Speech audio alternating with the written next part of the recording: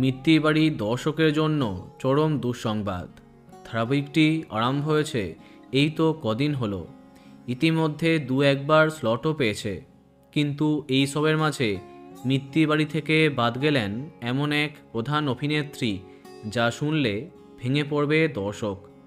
মিত্তির বাড়ি যখন আরম্ভ হয়েছিল তখন মিত্তির পরিবারে অন্যতম প্রধান সদস্য ছিলেন জনপ্রিয় টেলি অভিনেত্রী মানসী সিনহা, কিন্তু বর্তমানে তাকে আর দেখা যাচ্ছে না গল্পে। তিনি নিজেও জানিয়েছেন বর্তমানে তিনি এই ধারাবাহিকের সঙ্গে আর যুক্ত নন। কিন্তু হঠাৎ কি এমন হলো যে এমন দমদার চরিত্র থেকে বাদ পড়লেন তিনি? জনপ্রিয় অভিনেত্রী হবার পাশাপাশি বর্তমানে টলিপাড়ার একজন সফল পরিচালক তিনি।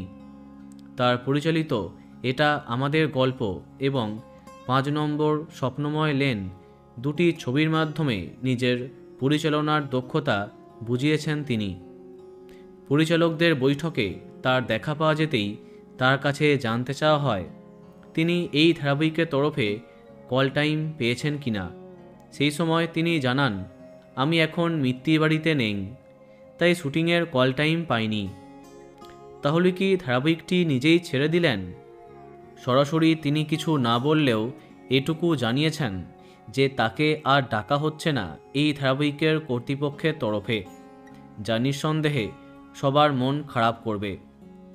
তো বন্ধুরা, এখন তোমার কি মন্তব্য কমেন্টে জানাতে পারো।